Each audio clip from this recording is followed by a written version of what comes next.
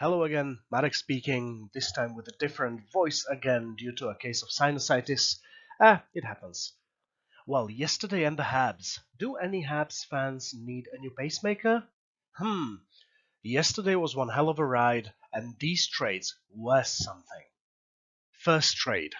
2022 fourth round pick, 98th overall, together with the signing rights to Alexander Romanov, go to the New York Islanders in exchange for the 13th overall first round pick. Next step, this first round pick, freshly acquired, 13th overall, packed with the third round pick, 66th overall, go to the Chicago Blackhawks in exchange for Kirby Dach. Since it's almost a three-way deal, this is the overall balance. So the Montreal Canadiens acquire the signing rights to Kirby Dach in exchange for the signing rights to Alexander Romanov, 2022 third round pick, which is number 66, and a fourth round pick, which is number 98.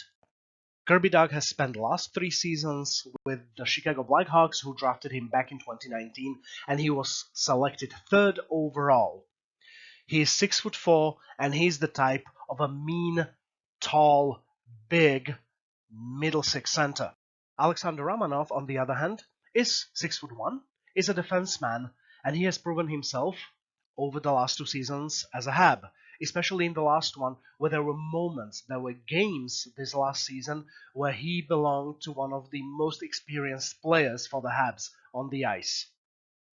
Alexander Romanov is very well liked in Montreal, and many people in the comments, in videos, are quite disappointed that he's leaving.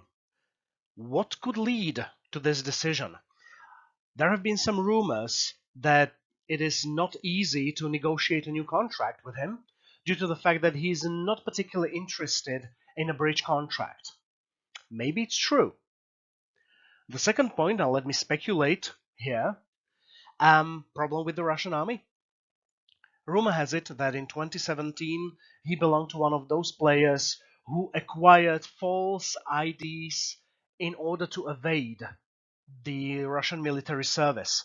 And let's face the truth, would you really want a guy on your team who may have a problem with the Russian state office? It's like Russian state office, that spells problem. Is that a reason why? Who knows?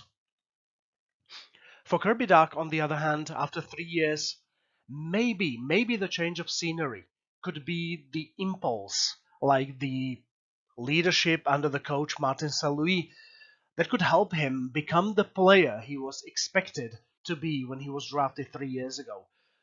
If this works out, this would be a huge win for the Habs. So, was it a good trade? Well, from the point of view of the New York Islanders, they still feel that they belong to the Stanley Cup playoffs.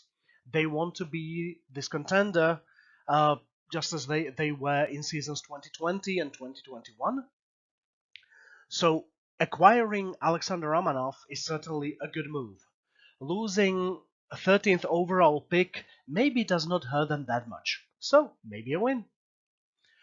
For Montreal acquired a big center, something that they really needed. They lost Alexander Romanov, but as Kent Hughes put it, sometimes when you want to acquire what you need, you have to make sacrifices. And what about the Chicago Blackhawks? This last season was very not good for them, much worse than they expected. And having traded Alex DeBrincat and Kirby Dach, it really seems that this is a full-on rebuild. And there was also a comment somewhere that they want to acquire as many picks as they can, and they did just that. They acquired a first-round pick from Toronto, from Ottawa, from Montreal, so probably they also got what they needed. What do you think? Was it a good trade? Let's not call winners immediately, but generally I have to say I like it.